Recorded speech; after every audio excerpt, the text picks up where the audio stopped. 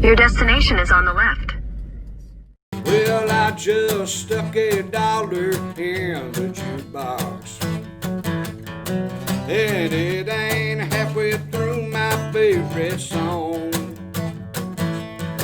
But if I don't leave right now, my whole place might burn down. I left something turned on at home. It ain't the stove, it ain't the heater. She's hotter and a whole lot sweeter. All day long, she's been there alone. Right now her arms are open, the house is probably smoking. I left something turned on at home. Yeah, I left something turned on at home. Whoa, whoa, whoa.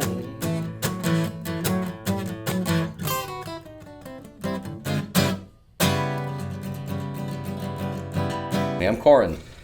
Billy Lawson. Billy Lawson. Yeah, welcome to Love America Tour, where we like to get to know the folks that a lot of the mainstream media has ignored over the years. Well, I don't know if I've been ignored much, but Yeah, I feel like I have, but I tell you, what I love to start with is just a little bit about where you were born, where you grew up, and then we'll jump into your music your music scene. well, I was born in Florence, but I was raised in a little community on the Alabama-Tennessee state line, which is still Florence, Alabama, called Zip City, Alabama. And Zip it got City. its name because if you close your eyes, you zip right through.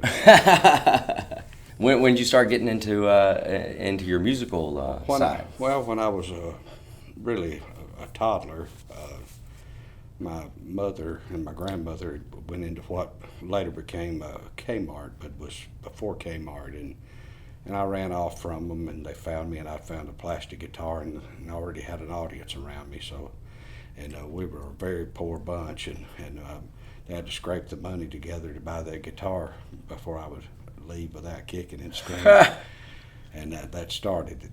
And no one in your family was musically inclined? I at the think time? my grandfather Linville and my mother's father, he had been musical. He was quite a bit older when I came along, and my mother had a couple of brothers that were musical, and on my father's side, I actually learned my first chords from my grandmother Lawson's first Oh, really? cousin Harold. On the guitar? Yes. Okay. He was a banjo player, but he could play guitar too, and he showed me my major chords and got me started. And then Junior Lowe, who was a neighbor, he had taken me under his wing. He played bass on When a Man Loves a Woman. He played bass on Land of 1,000 Dances. Switched over on guitar and played electric guitar on Etta James' I'd Rather Go Blind. He played on it.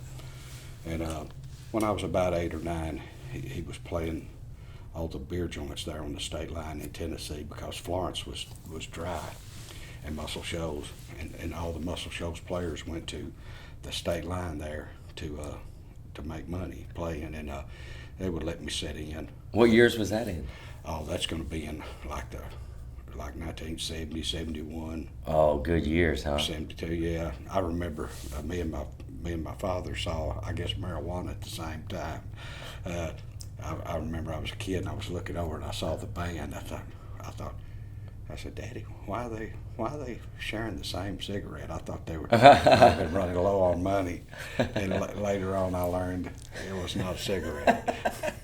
Some call them a left-handed cigarette. Yes. And I know that we walked over there and they said, here, try a puff of this to my dad. He took a puff. He said, this is, well, I'm not going to say what he said, but it tastes like crap. Yeah, it probably was. Yeah, and but anyway, I just started real young, and I've always loved music and pursued it. It's been my biggest passion. Do you think that having gotten into music at such a young age and finding that passion at such a young age kept you out of trouble, or? Well, I think so, because I come from a family that was pretty tough, and it been, and I think it gave me something. It gave me something to, I guess, to dream about. Yeah. And I can remember as a kid going out to the wood pile and climbing up on the wood pile, and that was the stage, and I would take a piece of kindling. I'm talking about when I was real small. Yeah. And the dogs was the audience. That kind of deal. What were you singing back then? Oh, it's probably going to be Billy Grammer's "Feel Like I Gotta Travel On," because I didn't know the song was about Johnny was in prison. All I know is my mother had a younger brother named Johnny who had joined the military. Yeah. And he was gone. So I just gravitated to that song because I called my grandfather Linville Papa, and so the line in the song is Papa writes to Johnny, but Johnny can't come home. Right. And so I kind of gravitated to that song on account of the Papa and the Johnny, I guess. I didn't know it was like a prison song. Oh, that's great. And but it seems like you got a lot of support from your mom and dad to pursue music, which I did. My dad was probably my biggest fan. Wow. And my biggest critic. And and I just I've always loved music. I mean, I took it over sports. It's just it just consumed me. I mean, how great of them though that they saw the love that you had for it and recognized that and granted you that that passion and supported it, because especially back then there were so many parents that were. Take me to a beer joint and let me sing. That was, that's been, that was a, you just can't buy experience like that. That's true. Yeah, the confidence that built up, huh? Yeah, well, it's a double. So when you're a kid, I mean, you can be okay and people still love you because it's a kid and they'll brag. But once you get 13 or 14, then it turns around. all of a sudden, you're being compared to the greats, and so you're not so great. Right. And it's one of the odd. I've always told people I'm kind of like the Forrest Gump of country music, or the music bit down here. There was a guy that had a car dealership in Lawrenceburg. That's where you guys are staying at. Yep. And named Fletch Thompson, and he was the father of Fred Thompson. You know Fred that ran for president. Okay. And he gave me my first paid playing gig. Fletch did at his car lot, and I remember he told my daddy. He said, "Don't worry, I've got the PA covered." And when I got there, it was like a barking. What a barker would use at the fair. Oh no! Help the little girl with a teddy bear real nicely. And I remember I was singing through, people were driving through going, "Shut up!" It was just very abrasive. No way around that. No. What was your second show? Oh well, just going and sitting in with Junior Lowe and his band at the Little Ponderosa, and it was, I think it's considered Rascal Town. It's in the same county you're staying in, Lawrence County. And the guy that owned it was W.R. Morris, who wrote the book, The 12th of August, based on Buford Pusser, the Walking Tall sheriff. Oh yeah, that's right. I heard that he was around there. And so he owned and he would let me get up and sing, and the sheriff at the time was Sheriff Burks, and he would let me get up and sing, but I couldn't hang around, Oh, okay. I had to be in and out, But those were some pretty rough areas and pretty rough crowds back then. It was. I've learned that if you played in the band, you wasn't so much a target. A good place to be then. Yeah, they usually if they came because they liked the music, and they're not going to mess with the band. Right. Yeah, there's some really. When I was young, you had to really pay your dues to get the good clubs. I always had to play the rough ones where there was always something going on. Bottles breaking and shouts and gunshots. So I never got the easy job, the nice cushy jobs I had to take, because I was trying to build something. Yeah. When were you? So you were writing original music at a very young age too, then? Yes, and I'm sure it's terrible. Somebody told me one time, said, "Tell me the first song you wrote," and I can't remember it because it was probably god awful. Yeah, I started like with this studio here. This studio was built, I think the first session was March the 3rd of 1976. Well, in 86, I hope I don't take too much of your time. No, please, this is great. And in '86, I had a keyboard player that kind of just made a career out of going to school. He had like 3 or 4 small kids, but he would get a degree. And so we were out gig hunting one day, and he said, "I've got to go by this place and do this test for on-the-job training. You mind us stopping there first before I take you back to your car?" So I went, and the guy that was over came out to the lobby and said, "Hey, you want to take this test?" I said, "Well, he said, "Well, do you have a job?" And I said, "Well, no." And he said, "Well, come on in." So I took it, and it was an aptitude test and a bunch of other things, and I passed. He said, "Hey, you qualified," but I never gave it much thought. And maybe a couple of months later, I came over here to sing demos at Wishbone Studio for Terry Woodford. Terry Woodford and Clayton Ivey were, I think, the first 2 white producers for Motown, and they had Motown Records at one point down Avalon here, and they built this studio, and Terry was impressed with my knowledge of who sang on what, who wrote what, who played on what, because I just read the album covers, and that's kind of the sad thing about the modern music. There's no album covers. I know, I miss those. Or CD, I miss those. with the digital downloads. I want to know who did everything. And he was impressed. He said, "I really can't afford no." He was going through like a chapter 13, I think it is, bankruptcy, and he said, "I just really can't afford to try it." And I sang those demos for him that day, and I happened to think a day or two later about that thing that happened a couple of months ago with the on-the-job training. So I called him, and he called them, and they said, "Sure, it's where they pay half of your salary for 3 months or something like that." So I stayed here until the bankruptcy just took over, and he sold the publishing company, and he called me in and said, "Hey, I got some people buying the publishing company. If you will go home and write some songs, they might sign you." And going back a little bit, Rick Hall at Fame, when I was about 19, had cut one of my songs on 3 major artists. I'd already had a cut on Which was what? It was called A Great Work of Art, and it was cut by Larry Gatlin first. Okay. And didn't make the record, and then it was cut by Benny Wilson, who was on CBS Records, and he left the label before they put it out, and then he cut it, and then he recorded it on T.G. Shepherd and then made his record, and it was on 2 or 3 of his albums. But anyway, I wrote some songs, they liked them, they signed me. It turned out it was Frank DeLeo, Michael Jackson's manager, that bought the publishing company, and so I went to work for Kim Espy, Lou Munson, and Frank DeLeo. And a lot of people may remember Frank from Mr. Big in the Wayne's World movies. Right. And he was also Paul Sorvino's brother that shot Joe Pesci in the back of the head in Goodfellas. Oh, yes, That's Frank yeah, DeLeo. no kidding. Yeah, I remember that scene. I had a pretty dangerous boss. I bet. But anyway, I wrote. You got to be dangerous to be in the music business on that level. Anyway, I wrote for them for 3 years. He sold the company. Him and Michael parted ways, and then I wrote for Tom Collins for 3 years, who produced Barbara Mandrell, Ronnie Mills, Sam worked with Charlie Pride and different ones. And then after that, I wrote for a friend of mine, Mike O'Rear, for about a year, close to a year. And then I went to Sony ATV Tree Publishing, wrote there for 10 years. But I've had a really good run as a writer. And That's incredible.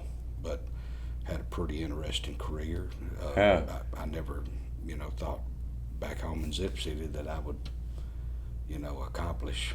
What's one of the crazier stories from the music business that you recall? There's so many, and some of them I probably can't tell. No, not the ones you can't tell. But I, I've lucked into a lot of things. I was in them on the soundtrack album of, I had a record deal, which Frank DeLeo and Kim Espy and Lou Munson got me a record deal on Epic Records back in '88. And I recorded Friends in Low Places on my record before Garth did. I recorded it like January 23rd of '89. I still have the master multi-track. And but it just didn't. The guy that signed me got moved to California, and I got shelved, and that just kind of happens. Stuff happens. Yep. But during that epic period, I had a song on the sound that I sang on the soundtrack of the movie Next to Kin, with Patrick Swayze and Liam Neeson and Helen Hunt. Oh, that's cool. And then I did a TV show with John Rich, who's a buddy of mine that I wrote for John's company for about 5 years. John from Big and Rich. Uh-huh. And a lot of people don't remember, but he was on the first 2 Lone Star albums. He was the bass player in Lone Star before he left. And he did a TV show called Gone Country, where he would bring actors and rock singers, pop singers in and try to make them country, you know. Yeah. The first season we had like Dee Snider, Twisted Sister. Sure. Yeah. We had, Yeah. Cisco, the thong song. Uh-huh. We had Dinah DeGarmo from American Idol. Yeah. And Marsha Brady, Maureen McCormick. Wow, that's a good song. I was assigned to her. It was a joy. Right. Yeah, I remember that. I remember that show. And then season 2, I had Jermaine cool. Jackson, and season 3, I had Taylor Dane. But it was a lot of fun. Yeah. What are you up to these days? Well, I bought Wishbone. I'm back full circle. So you own the legendary Wishbone studio? Yes, I bought it about 3 years ago. Wow. And what a feat! Oh yeah, and I just did I've got a single out that I produced on Sammy Kershaw called My Friend Fred. It's 39 in Billboard and number 3 video on CMT. Nice. And I'm working with a Christian artist, Phil Driscoll, about to produce B.J. Thomas with the great Dan Penn. Okay. And so I've got quite a few things going on here. That's fantastic. And you're doing your own album as well. Yes, I'm going to do a little songwriter record, and we have a little record label here called Muscle Shoals Recordings that we're putting artists out on, and I did the first thing that came out of here. I did a record on the old soul singer Willie Hightower, and we got a nice big spread in Rolling Stone. Willie was a great artist from the 60s, and Quentin Clark executed it. Uh-huh. A lot of people in the soul music know who Quentin is, and Quentin's about 98 years old. He can still hear a mouse pee on cotton. He's got ears like you, and his mind is just incredible, but he has neuropathy, which makes it impossible for him to travel. And we did this thing together, but Quentin, he's had a cut on the Beatles. They cut one of his songs, a song that he wrote with Carl Perkins called Sure to Fall in Love. He started High Records, the label that Al Green was on, and he sold his part out and started Gold Wax, and he discovered James Carr and had a huge soul record called Dark Into the Street that the Grammys, not a couple of years ago, put into the Grammys Hall of Fame, but got plenty of stuff going on here at Wishbone. Is there anything that you're able to play for us? If we set the cameras up a little differently, give you some space, is there anything you can play for us we won't get a copyright strike for? No. I can play you something that's finished up around the speakers. Okay. Something like that. Well, why don't we? We're going to go into the mixing room. Is that what it would be called? Yeah. The control room. The control room, and in the meantime, you guys hang tight. You're about to hear some original songs from Wishbone Studios Love America tour. Let's do it.